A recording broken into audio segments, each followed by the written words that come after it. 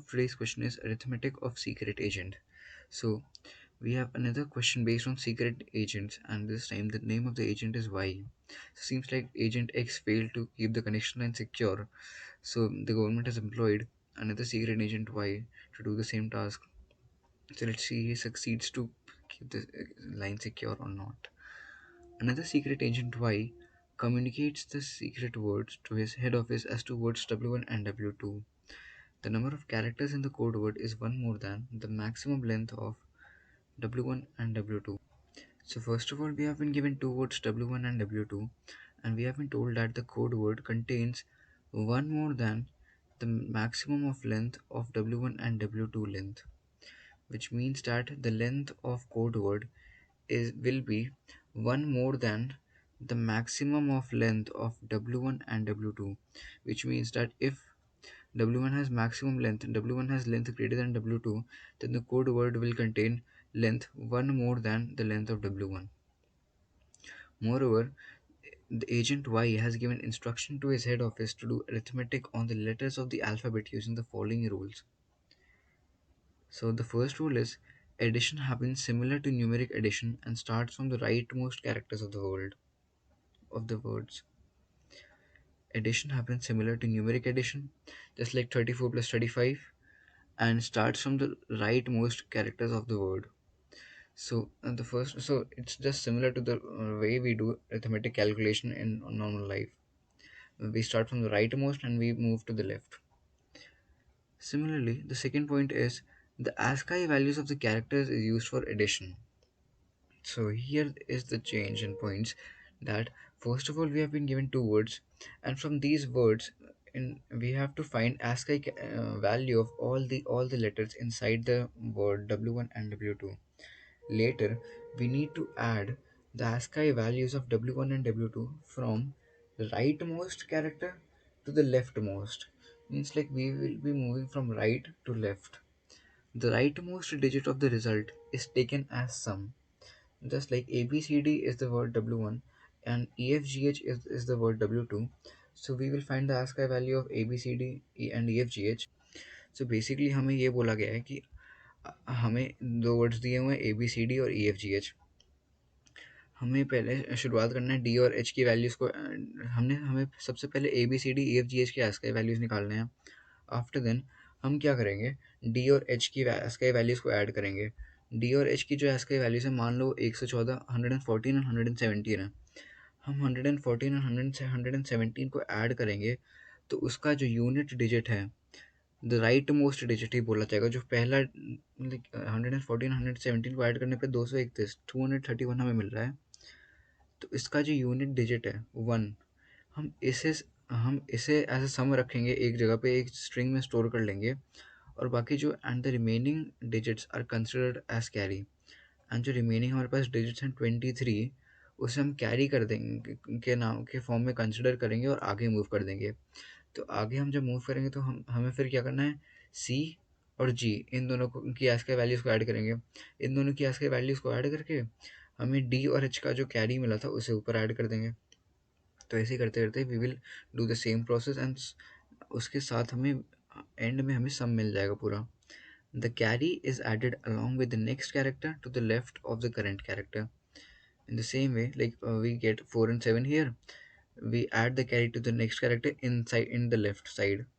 Okay. The step 1 to 3 are repeated till the leftmost character of the longest word among W1 and W2 is reached. When end of the words W1 or W2 is reached, then the remaining characters of the longer word alone take part in addition with the carry. So हमें मान लो ये दिया गया है कि हमें number है 814 and 917. तो हम क्या कर रहे हैं यहाँ पे, we have two numbers 814 and 917. After we add these two numbers, we get 4 and 7. First of all, we add 4 and 7, we get 11. We take one, we put one here and put another one as carry. 1 plus 1 2, and the carry 1 as carry 1. Then 2 plus 1 equal to 3. We put 3 here.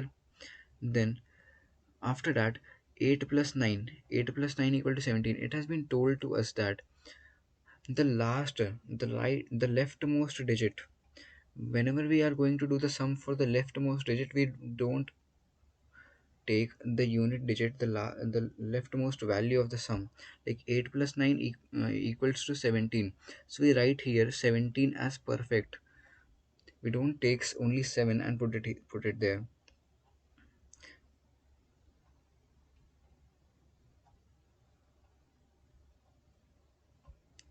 So in this line we have been told that after we find the sum value, the last sum value, the resultant sum value after adding all these ASCII values from rightmost character of the words to the leftmost character, then we have to find their corresponding character values. Like in this words, in first of all we have been given two words, ZAP and ZAP. The sum values after completing after doing the complete sum operation over all these ASCII values from rightmost values to the leftmost, then we have to find their corresponding character values. And how we are going to find those corresponding character value is the last sum got will be in the next to the leftmost character of the code word. The carry left out will give the leftmost character of the code word, and it may have more than one digit.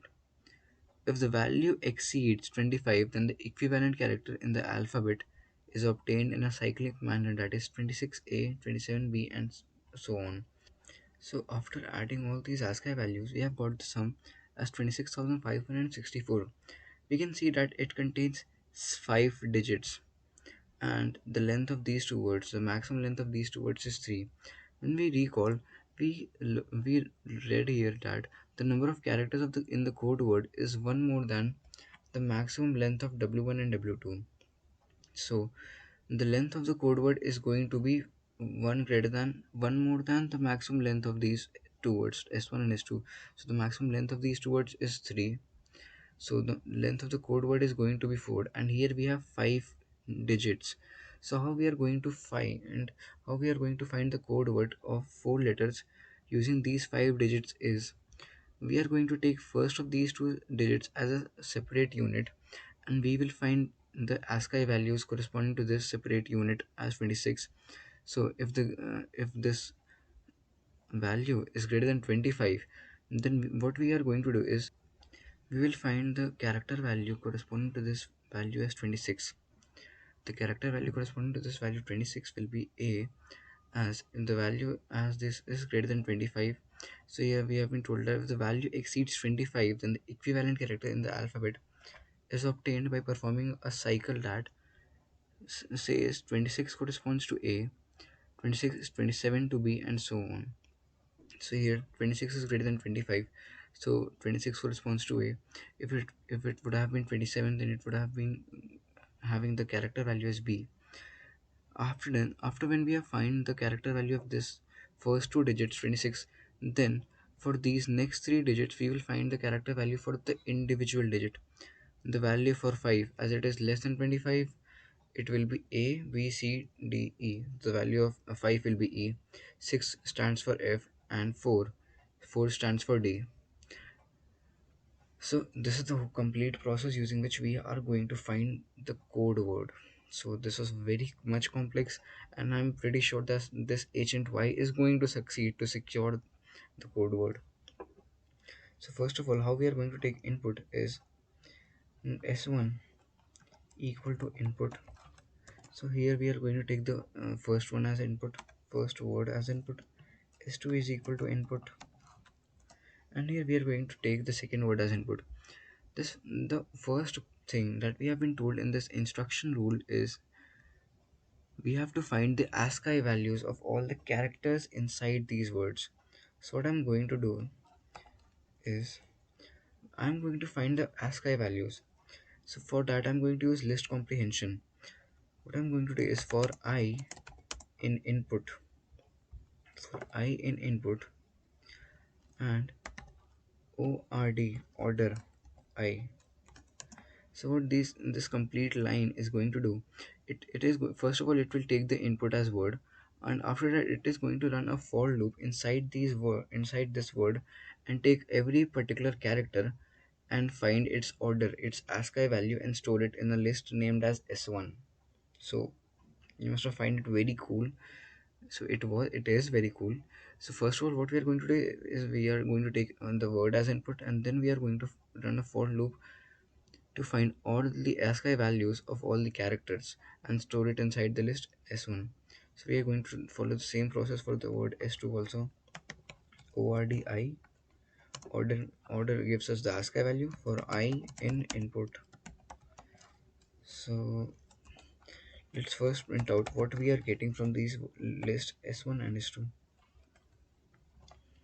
So if our input is ZAP for the both words S1 and S2, the ASCII value for Z is 122, A is 97, P is 122, 112, and for the second word S2, the same input is ZAP, so the ASCII value is 122, 97, and 112. Now, what we are going to do is we have been told that the code word contains length one more than the maximum of length of two words W1 and W2. So there is a chance that W1 and W2, these two words might not contain the same length, might not be of the same length. So it will be very hard for us to add these values, their ASCII values if they don't have the same length. Because if the first list contains four elements and the second list contains two elements, then it will be hard for us to add these four to find the final sum of these ASCII values. So what I am going to do is, first of all, I'm going to find the length, which means that the maximum of length of the words W1 and W2. I'm going to find the word that contains the maximum length from these words S1 and S2. So alien S1, comma alien S2. So this variable max underscore length is going to store the maximum of length of these words S1 and S2. Now if you consider a case where the length of S1 is not equal to the length of S2, then addition is going to be a tough process, and keeping that in mind, what I'm going to do is when the length of S2 is less than the length of S1, means if the length of S1 is 4 and the length of S2 is 2, I'm going to add two zeros in the left side in the starting point, at the starting point in the left side, so that after we are done adding the third and fourth elements from in both the list S1 and S2, we won't be getting index out of range error while we are adding the first two elements of the list S1 and the list S2, because apparently list S2 doesn't contains four elements, it only contains two elements. So that's why I'm going to add two zeros for two particular two elements in the list S1. Just because the length of S1 is 4 and the length of S2 is 2, it will be a very tough process for us to add these two values. So what I'm going to do is I'm going to update the value of S1 as S1 and I'm going to add those number of zeros by which the length of S1 is greater than the length of S2, or the okay. So 0 multiplied by max underscore length contains the maximum of length of S1 and S2. Now if you consider a case जहाँ पे S1 की length S2 के बराबर नहीं है, तो उस case में हम क्या करेंगे? तो उस केस के लिए हम ये कर रहे हैं कि हम जितना भी लेंथ का डिफरेंस आ रहा है और S1 और S2 के बीच में, उतने नंबर ऑफ ज़ीरोस हम S1 में ऐड कर देंगे और उतने सेम नंबर ऑफ ज़ीरोस हम S2 में ऐड कर देंगे। मतलब अगर S1 की लेंथ ज़्यादा है S2 से, तो S2 में हम उतने नंबर ऑफ ज़ीरोस ऐड कर देंगे जितने लेंथ का डिफरेंस है S1 और S2 में, और S2 में हम उतने नंबर ऑफ ज़ीरोस ऐड कर देंगे, ठीक है। और अगर S2 की लेंथ बड़ी है S1 से, तो S1 में हम उतने नंबर ऑफ ज़ीरोस ऐड कर देंगे जितने का लेंथ का डिफरेंस है S1 और S2 के बीच में। तो यहाँ पर हमें मैक्स वैल्यू लेनी है, ठीक है। Max underscore length minus length of S1, and after then we are going to add the resultant value of S1, and then S2 के लिए भी हम यही सेम प्रोसेस फॉलो करेंगे। ओके, अब मैं S1 की वैल्यू S2 में कर दे रहा हूँ, S2 चेंज हो गई। तो मैं यहाँ पे एक बार आपको एक टेस्ट केस लेके दिखा दे रहा हूँ जिसमें मैं S1 और S2 की वैल्यूज़ डिफरेंट दे देता हूँ। तो यहाँ पे जितने लेंथ का डिफरेंस था उतना नंबर ऑफ जीरोज यहाँ पे हमें ऐड हो गए हैं स्टार्टिंग में। ओके, सो अभी हम क्या करने जा रहे हैं, सो हमने यहाँ पे लेंथ सबके बराबर कर ली। तो अब हमें क्या है, मेन एडिशन का प्रोसेस करना है, मेन सम का हमें प्रोसेस करना है। और सम का प्रोसेस करने के लिए हम क्या करेंगे, हम सम का प्रोसेस करने के लिए left most right most side से हमें सम का प्रोसेस शुरू करना है। तो हम यहाँ पे एक फॉर लूप चलाते हैं, फॉर आई इन रेंज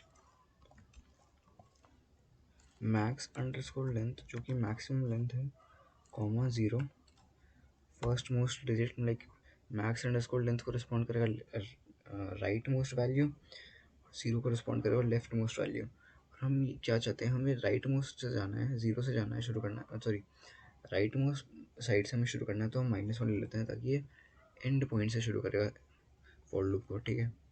तो एंड पॉइंट से शुरू करेगा फॉर लूप को। तो वैल्यूज़ क्या क्या होंगी हमारे पास, तो यहाँ पे हमारे पास वैल्यूज़ होंगी 3 to 1, क्योंकि लेंथ है हमारे पास 3, तो ये वैल्यूज़ आ रही है हमारी 3 to 1 तक। ओके, तो हमें क्या करना है, इस बेसिकली सम के प्रोसेस में हमें ऐड करना है दोनों ASCII वैल्यूज़ को। उसके बाद हमें एक पर्टिकुलर वैल्यू जो यूनिट डिजिट है उसका सम लेना है, उसको स्टोर करना है। उसके बाद हमें जो रिमेनिंग वैल्यूज़ हैं उनको कैरी में डाल देना है। तो मैं एक वेरिएबल बना देता हूँ कैरी नाम के से, जिसका वैल्यू मैं अभी के लिए 0 दे दे रहा हूँ।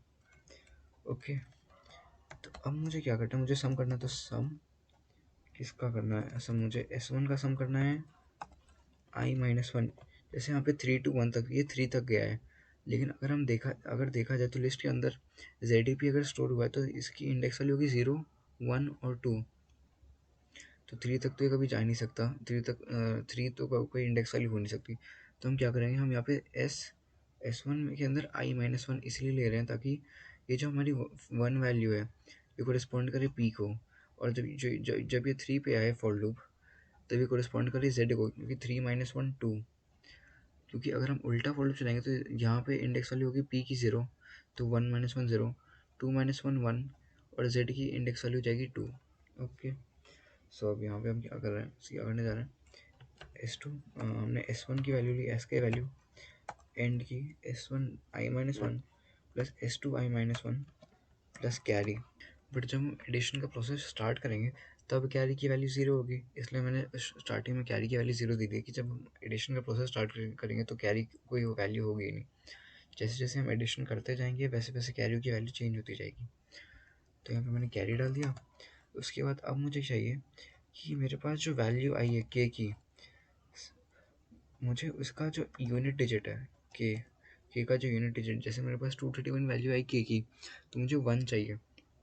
तो उसका 1 मैं कैसे निकालूंगा, k%10 करके कि के को क्या करो, 10 से डिवाइड करो, और डिवाइड करने के बाद जो रिमाइंडर है वो मुझे दे दो। तो अगर हम डिवाइड करेंगे के को 10 से, तो के की जो भी वैल्यू होगी, जैसे 231 हमारी के की वैल्यू है, 10 से डिवाइड करेंगे तो 23 क्वोशंट आएगा उसका, और रिमाइंडर एंड में क्या आएगा, 1। ओके, तो यहाँ से हमें यूनिट डिजिट मिल गया। अब हमें निकालना है कैरी।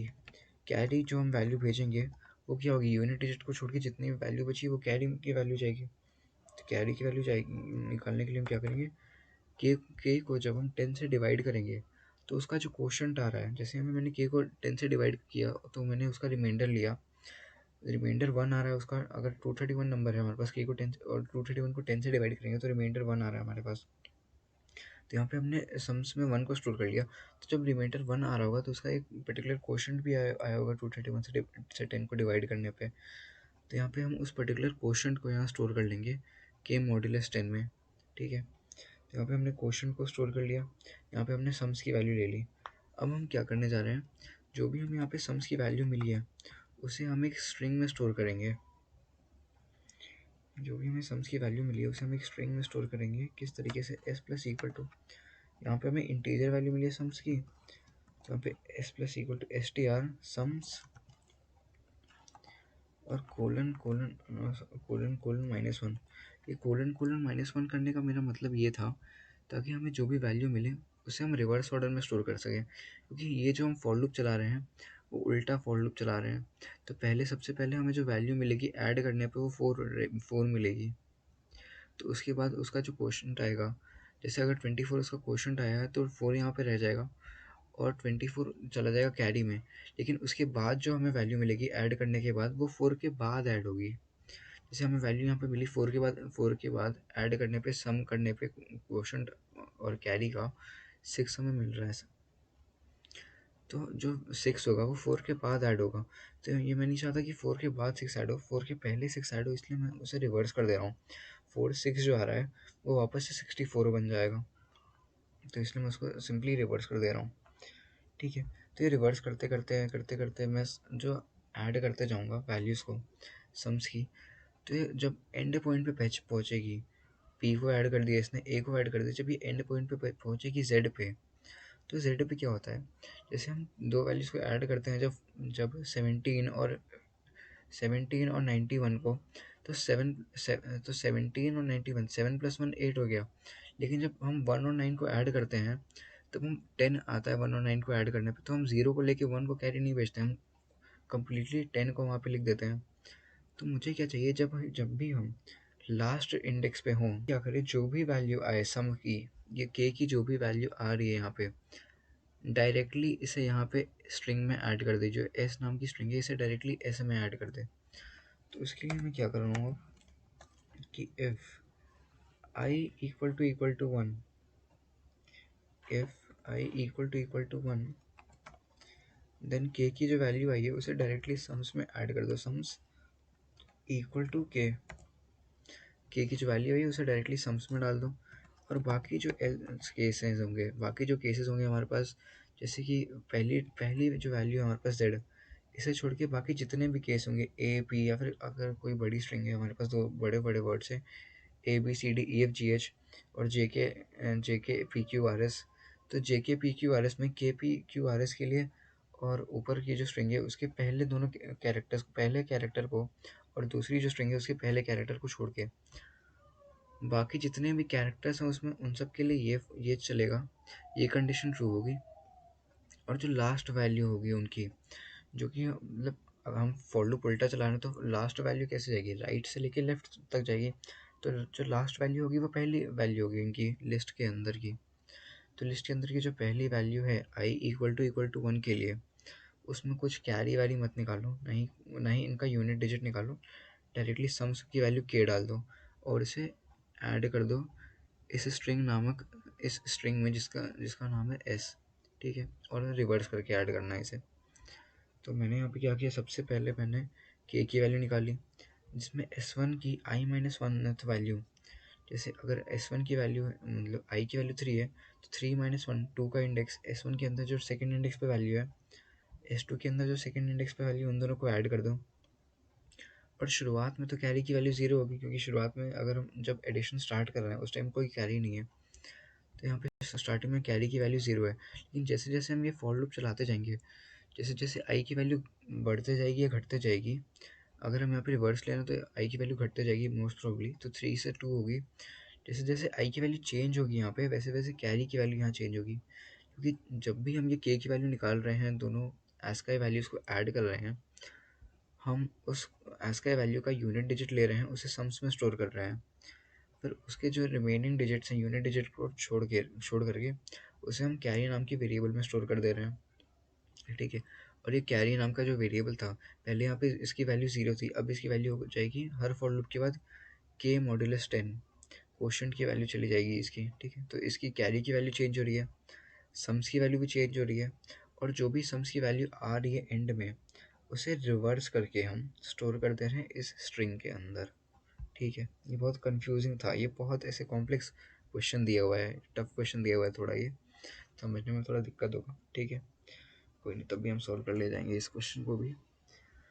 सो हमने इतना किया, तो हमने के की वैल्यू निकाली, उसके बाद हमने आई की वैल्यू में चेक किया कि अगर आई की वैल्यू 1 है तो एंड में कोई कैरी वैल्यू मत करो, सीधे डायरेक्टली सम्स में सम्स बराबर कर दो के की वैल्यू, फिर इस स्ट्रिंग के अंदर स्टोर कर दो के की वैल्यू को, सम्स की वैल्यू को स्ट्रिंग के अंदर स्टोर कर दो उल्टा करके। ठीक है, तो यहाँ पर मैं एक बार प्रिंट कर लेता हूँ मेरी एस की वैल्यू आ क्या रही है। ओके, तो यहाँ पर मैं एक बार प्रिंट चेक करता हूँ मेरी एस की वैल्यू क्या आ रही है। तो यहाँ पे मैं देख सकता हूँ मेरी एस की वैल्यू आ रही है 46562। ये केस यहाँ पे भी दिया था ना, जैसे हाँ, तो मैं यहाँ पे देख सकता हूँ मेरी एस की वैल्यू आ रही है यहाँ पे 465 46562, मतलब अगर मैं इस वैल्यू को रिवर्स कर दूं तो वही मेरा वैल्यू आ रहा है। तो अगर मैं इस वैल्यू को रिवर्स कर दूं यहाँ पे कोलन कोलन -1 लगा के, अब तो मेरा एग्जैक्ट सेम वैल्यू आ रहा है जहाँ पे इसमें आना चाहिए। S1 और S2 ZAP है, ZAP अगर दिया हुआ है तो एग्जैक्ट वैल्यू जो यहाँ पे आना चाहिए 26564, वो वैल्यू हमें यहाँ पे मिल रही है। ठीक है, अब हमें जब सम्स की वैल्यू मिल गई है, पूरा सम करने के बाद, एडिशन प्रोसेस एस्केप में करने के बाद हमें जब सम्स की वैल्यू मिल गई, अब हमें क्या करना है, शुरुआत के जो दो यहाँ पे डिजिट्स हैं उनको लेके इनकी कोरिस्पॉन्डिंग कैरेक्टर की वैल्यू निकालनी है कि अगर ये 26 के ऊपर है, 26 के, ये शुरुआत के जो डिजिट्स हैं, if these are greater than 26, then ये लूप चलेगा जिसमें 26 की वैल्यू ए होगी, 27 की वैल्यू बी होगी, और ऐसे करते करते, और अगर दे आर लेस देन 26 तो 1 की वैल्यू, 1 corresponds to A, 2 corresponds to B, ऐसे करते करते, और इन दोनों डिजिट्स को छोड़ के ये जितने भी 3 डिजिट्स हैं, इन सब के लिए क्या करो, इन सब के लिए इंडिविजुअल इंडिविजुअल, जैसे 5 किस कैरेक्टर को करस्पॉन्ड कर रहा होगा, 5 का कैरेक्टर वैल्यू क्या होगा, ई होगा, 6 का कैरेक्टर वैल्यू एफ होगा, 4 का कैरेक्टर वैल्यू डी होगा। तो हमें ऐसे करते करते हमें वैल्यू निकालनी है इनकी। ठीक है, हमें ये एंड वैल्यू मिल गई। सम करने के बाद हम इसे एक जगह रख लेते हैं, हम इसी में हम अपडेट कर देते हैं ना, S equal to S colon colon -1, S की वैल्यू में हमने अपडेट कर दिया इसे। ठीक है, अब हमें शुरुआत की जो दो इंडेक्स हैं, दो डिजिट्स हैं, इनके कोरिस्पॉन्डिंग इनकी वैल्यू निकालनी है। तो k इक्वल टू, यहाँ पे मैं थोड़ा लिस्ट कॉम्प्रिहेंशन और लिस्ट कॉम्प्रिहेंशन पे फोकस कर रहा हूँ। यहाँ पे एक अच्छा तरीका मैं आपको बता रहा हूँ जिसके थ्रू आप एक लाइन के अंदर पूरा इफ़ एल्स लूप पूरा एक लाइन के अंदर लिख सकते हैं। नहीं तो आप चाहें तो पूरा इसे अच्छे से इंडेंटेशन के साथ लिख सकते हैं, जैसे कि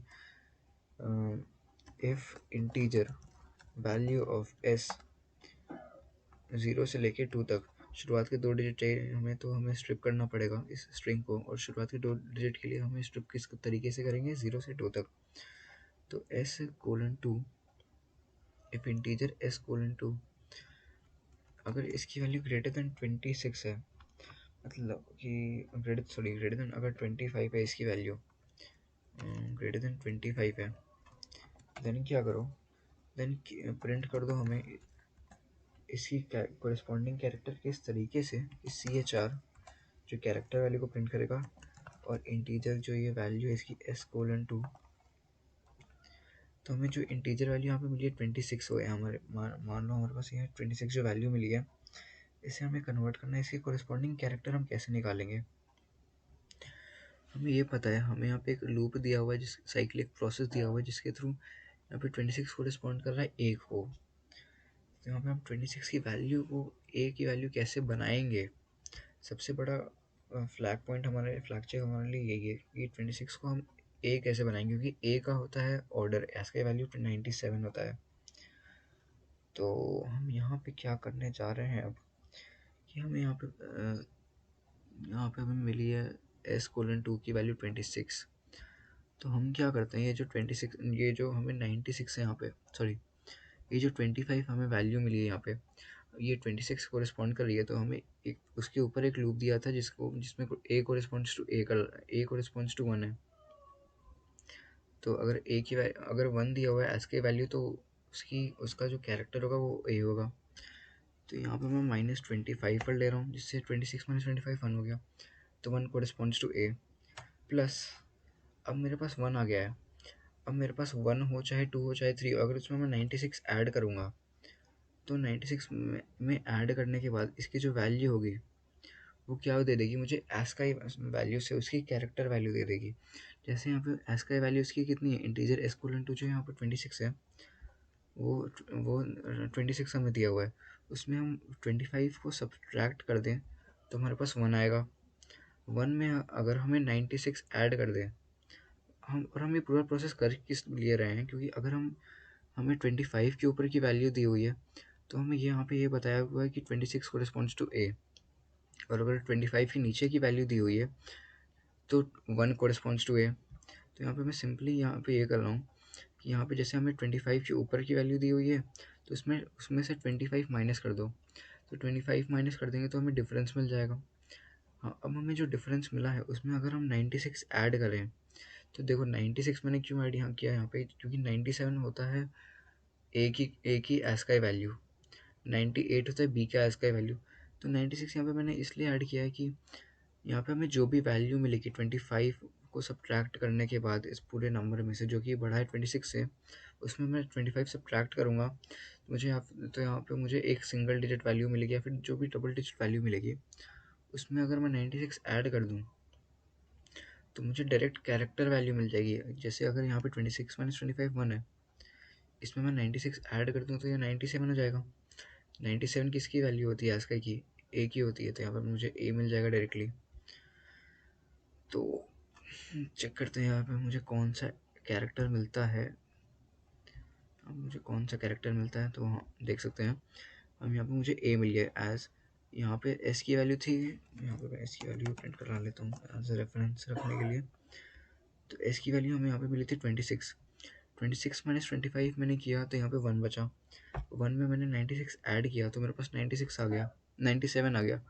अब 97 का यूज़ करके हम क्या निकाल रहे हैं, उसका एस्काई वैल्यू से हम उसका कैरेक्टर वैल्यू निकाल रहे हैं कि जो 97 है वो किस कैरेक्टर का एस्काई वैल्यू है। तो सी एच आर हमें बताएगा कि 97 है ए की एस्काई वैल्यू। ओके, तो हमें यहाँ पे मिल गया। हम बेसिकली यहाँ पे मेन प्रोसेस हमारा ये था कि सबसे पहले जो 2 डिजिट है उनका हमें एस्काई वैल्यू निकालना था, उनका हमें कैरेक्टर वैल्यू निकालना था, तो हमें उनका कैरेक्टर वैल्यू मिल गया।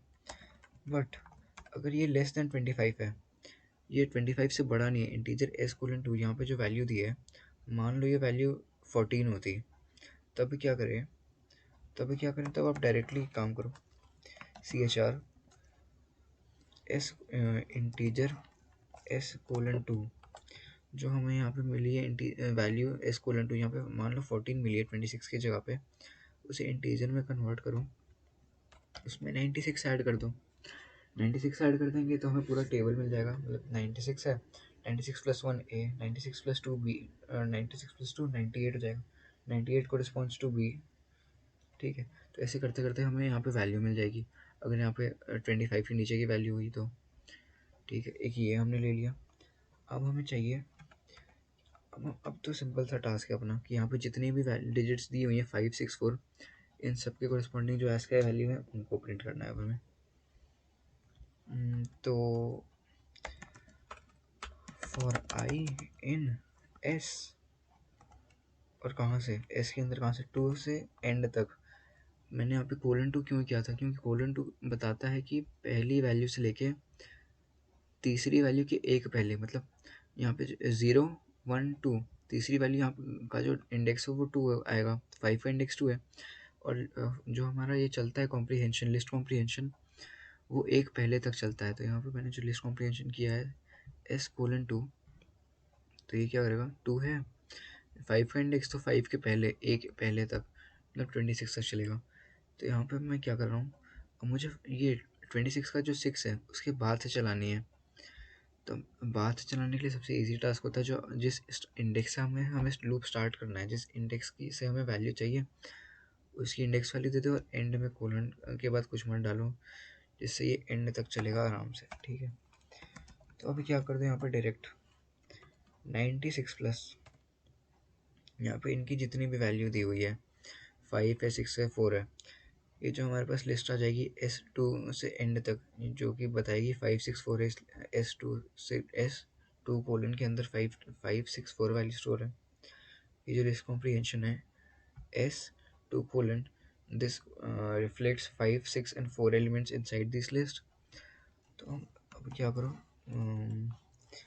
96 प्लस इंटीजर ऑफ आई, जो भी यहाँ पे एस के अंदर जो वैल्यू है उसको इंटीजर में कन्वर्ट करो, उसमें 96 ऐड करो और उसकी कैरेक्टर वैल्यू में दे दो, वो किस उसका कैरेक्टर वैल्यू क्या होगा, किस कैरेक्टर को कॉरिस्पॉन्ड करेगा ये 96 प्लस जो भी आई है।